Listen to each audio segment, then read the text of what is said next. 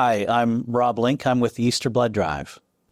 More than 20 years ago, I made a promise to God that I would become a regular blood donor for as long as I live, in gratitude to His hand in helping to save my wife Margot's life through a health crisis. It began suddenly one Saturday morning. We lived in rural New Brunswick, about 35 kilometers from downtown St. John. We went into the city for a shopping errand. We had our young children with us who were grade school age. And my wife complained that her knee was stiff and tender, and she wanted to go home. And I said, "What have you done to it?" And she said, "I don't remember banging it or twisting it or lifting anything heavy. It just feels really bad, and I don't feel well. I feel nauseous." I said, "Well, let's go home and we'll take a look at it." I touched her knee, and as soon as I did, I knew that we were into uncharted territory because it was the hottest flesh I'd ever felt. It felt like she'd been sitting too close to the campfire for too long. I called her father in Toronto. He was an orthopedic surgeon and a sports medicine doc, and I said, "Margot's somehow injured her knee, but what's weird is that it's really hot." And he said, "That's not an injury." We had a little chat, and he said, "I need you to get her to the regional hospital as fast as you can." So that told me that it's pretty serious. It's an infection that is a real threat. By the time I reached the hospital, she was in shock. She was incoherent. She was white as a ghost. I was really feeling the urgency, feeling fear. Rather than pulling into the normal bay where the triage desk would have been and the triage nurse, I drove right into the bay where the ambulances were. And I yelled for a gurney, and I said, "I think we're losing somebody here."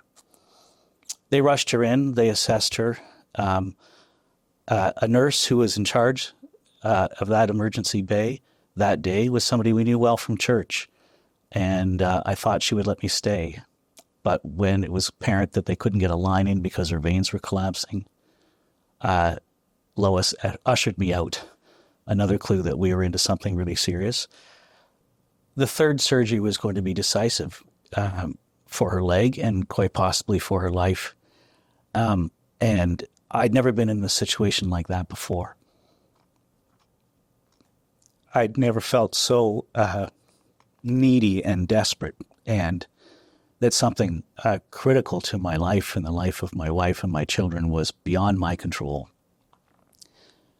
And so I was on my knees. They did the third surgery, took quite some time, and when they came out, they said, "It went well. She still has her leg, and we'll monitor things closely." And that was the turn. That was the turn of the tide. She very quickly responded well. You could see that her leg was getting healthier day by day.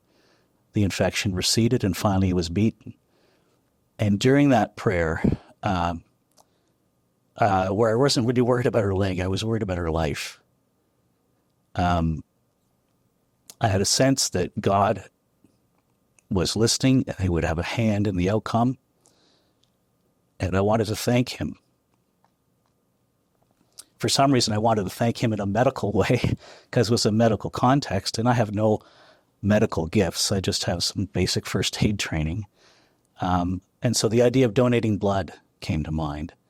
And I thought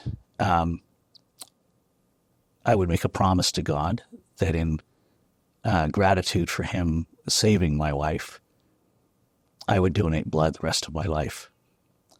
That was just over 20 years ago. And my next donation will be number 94. I needed a medical crisis where I almost lost the woman I love to motivate me. I always knew it was a good thing to donate. I always thought I might get around to it. I always had a reason in my busy life to not do it. And I sort of assumed that other people were taking care of it. I've since learned that Canadian Blood Services really needs a fresh crop of donors to commit year after year, that a small fraction of Canadians donate. I'm grateful to be one of them because it's really meaningful to me. It's in us to give. It really is. And it makes a difference, and they need it. So please give.